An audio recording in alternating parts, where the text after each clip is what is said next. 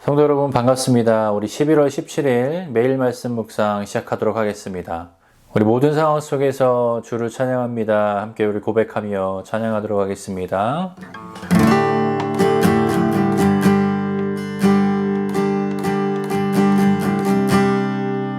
모든 상황 속에서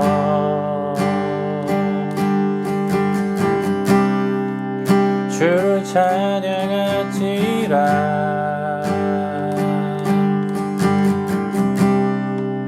주는 너의 큰 상급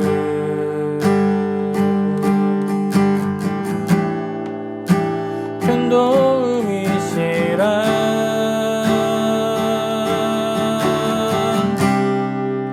주의 얼굴 구할 때 주의 영을 부으사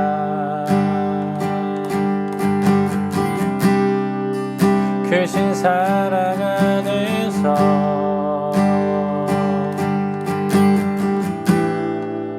주를 보게 하소서.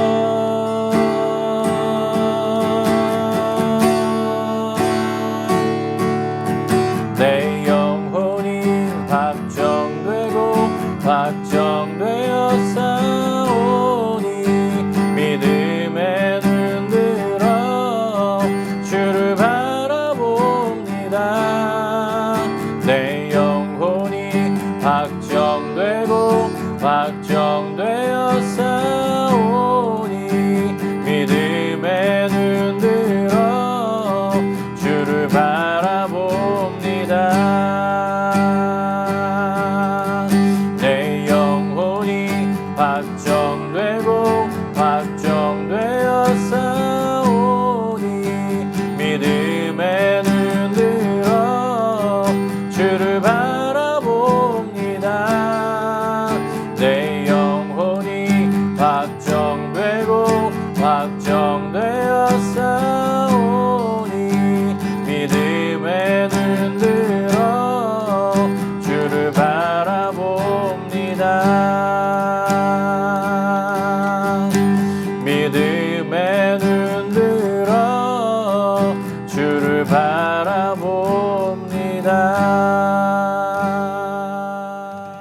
오늘 함께 나눌 말씀은 다니엘서 2장 14절부터 23절까지 말씀입니다. 구약성경 2장 14절부터 23절입니다.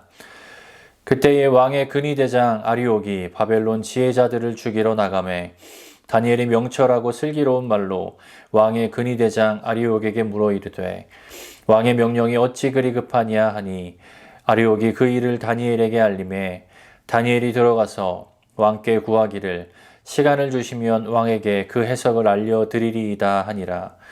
이에 다니엘이 자기 집으로 돌아가서 그 친구 하나냐와 미사엘과 아사랴에게 그 일을 알리고 하늘에 계신 하나님이 이 은밀한 일에 대하여 불쌍히 여기사 다니엘과 친구들이 바벨론의 다른 지혜자들과 함께 죽임을 당하지 않게 하시기를 그들로 하여금 구하게 하니라. 이에 은밀한 것이 밤의 환상으로 다니엘에게 나타나 보임에 다니엘이 하늘에 계신 하나님을 찬송하니라. 다니엘이 말하여 이르되 영원부터 영원까지 하나님의 이름을 찬송할 것은 지혜와 능력이 그에게 있음이로다. 그는 때와 계절을 바꾸시며 왕들을 패하시고 왕들을 세우시며 지혜자에게 지혜를 주시고 총명한 자에게 지식을 주시는도다. 그는 깊고 은밀한 일을 나타내시고 어두운 데에 있는 것을 아시며 또 빛이 그와 함께 있도다. 나의 조상들의 하나님이여 주께서 이제 내게 지혜와 능력을 주시고 우리가 주께 구한 것을 내게 알게 하셨사오니 내가 주께 감사하고 주를 찬양하나이다. 곧 주께서 왕의 일을 내게 보이셨나이다 하니라. 아멘. 한 강연자가 자신의 강의를 들은 사람들의 전혀 상반되는 피드백을 받았다라고 합니다. 어떤 사람은 좋았다, 어떤 사람은 좋지 않았다, 어떤 사람은 짧았다, 또는 어떤 사람은 길었다라는 식의 말이죠. 그것을 보며 똑같은 강의를 듣고 전혀 다른 그런 반응을 갖는 것을 보면서 이 강연자는 사람들의 그 관점에 따라서 똑같은 강의도, 똑같은 말도, 똑같은 것도 전혀 다르게 받을 수 있다라는 것을 체감하였다라고 합니다. 우리가 세상을 바라볼 때에 어떤 색의 안경으로 바라보느냐에 따라서 세상이 파랗게도 또는 노랗게도 보이게 됩니다. 흔히 말해서 이런 것을 세계관이라고 하죠. 사람들은 각각의 다른 세계관으로 세상을 바라보고 판단하고 선택하게 됩니다. 요즘 시대가 지나면서 그 관점이라는 것이, 그 세계관이라는 것이 점점 다양해지는 것 같습니다. 이렇게 세상 속의 관점은 다양해지더라도 우리 그리스도인들의 관점, 그 세계관은 한결같아야 될 줄 믿습니다. 바로 하나님의 말씀이라는 렌즈, 그 믿음의 관점으로 세상을 바라보고 판단하고 선택해야 할 것입니다. 우리 성경에서 나오는 여러 믿음의 선배들이 그 말씀과 믿음으로 살았음을 우리는 잘 알고 있습니다. 그 중에서도 첫 등장부터 마지막까지 그 삶의 스토리 속에서 철저하게 말씀과 믿음의 관점으로 살았던 사람이 있는데요. 그 인물들을 꼽자면 첫 번째가 바로 다니엘일 것입니다. 처음 바벨론 포로로 잡혀간 소년 때의 그 모습부터 노년이 되기까지 그 한결같이 하나님의 말씀 안에서 믿음으로 살았던 사람, 바로 그 사람이 다니엘이죠. 오늘 본문을 통해서도 그 믿음으로 살았던, 그 믿음의 세계관의 관점으로 살았던 다니엘의 모습을 볼 수가 있습니다. 오늘 본문은 바벨론 왕 느부갓네살의 꿈의 이야기가 어제 본문으로부터 계속 이어지게 됩니다. 아무도 느부갓네살 왕의 꿈을 말하지도 해석하지도 못하자 화가 난 왕은 모든 지혜자들을 죽이라는, 또 그 가정까지 다 죽이라는 그 잔혹한 명령을 내리게 됩니다. 그 명령을 받고 그 왕의 근위대장인 아리옥이 그 궁전을 떠나서 집행하러 가게 되죠. 근데 그 가는 도중에서 다니엘을 마주치게 됩니다. 다니엘은 그 급하게 가는 아리옥에게 아주 명철하고 슬기로운 말로 어떠한 일이 진행되고 있는지에 대해서 물어보죠.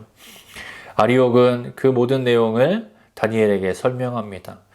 그 잔혹한 명령에 대해서 들은 다니엘은 급하게 왕 앞에 나아가 내가 그 꿈을 알고 그 꿈을 하게 될 테니 자신에게 시간을 달라라고 요청하게 됩니다.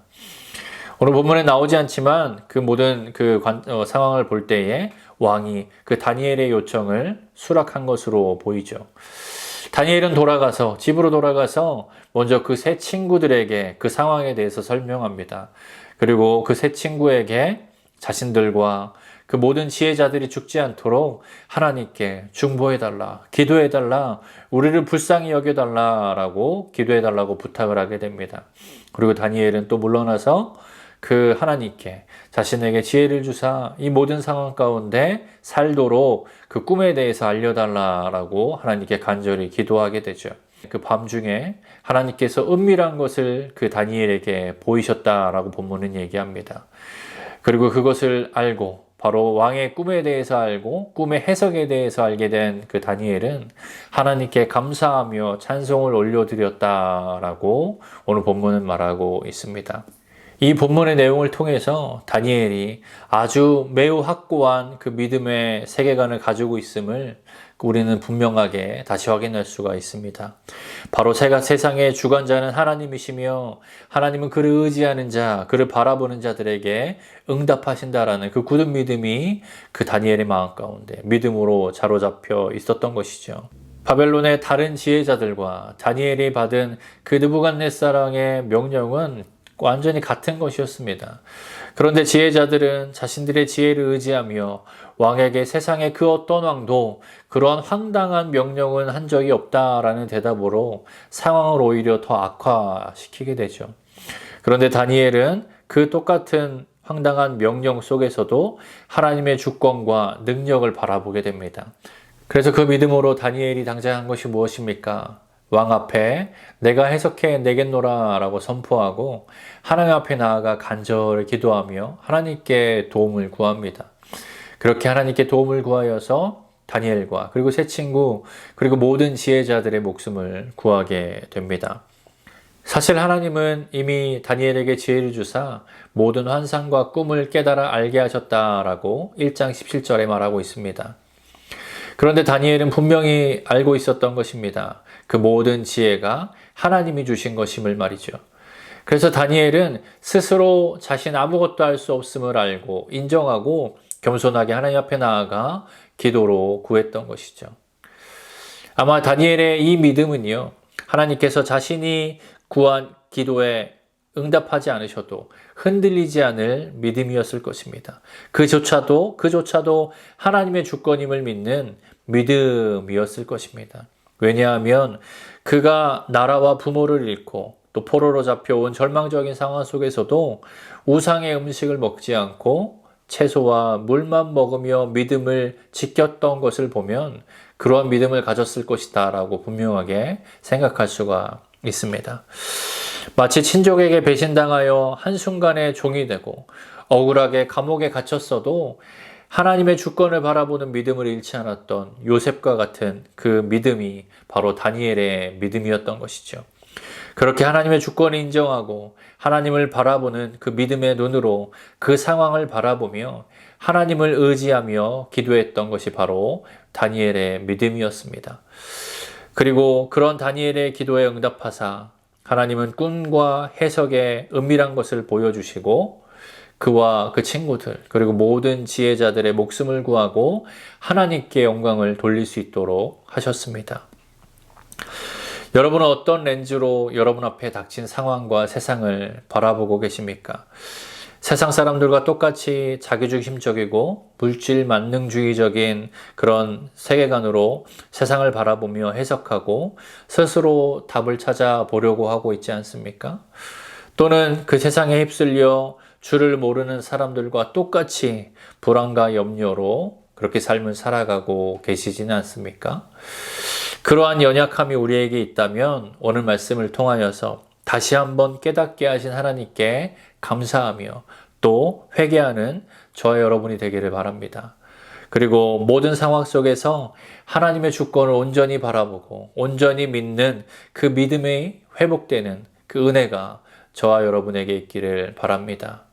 오늘 하루도 그 믿음의 눈으로 세상을 바라보며 우리의 삶에 닥친 모든 상황을 바라보며 승리하는 저와 여러분의 삶이 되기를 바랍니다. 기도하겠습니다.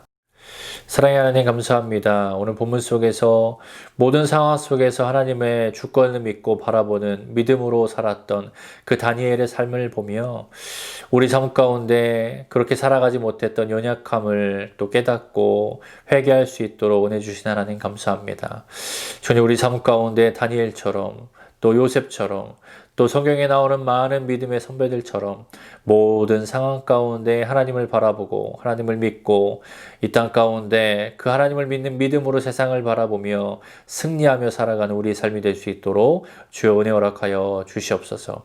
오늘 하루도 그 믿음으로 승리하는 삶을 살게 하실 것을 기대하오며 거룩하신 예수님의 이름으로 기도하였습니다. 아멘. 화요일 기도 제목으로 함께 기도하길 바랍니다. 첫 번째로 온라인 예배와 모임을 위해서 기도하겠습니다. 온라인으로 모이지만 동일한 하나님의 은혜가 있도록 그리고 참석자들은 정성을 다해 예배하고 또 모임에 참여하도록 기도해 주십시오. 두 번째로 화요 중보 모임을 위해서 기도하겠습니다. 그 모임이 성령 충만한 기도 모임이 되도록 또 교회의 영적 동력이 되도록 기도해 주시기 바랍니다.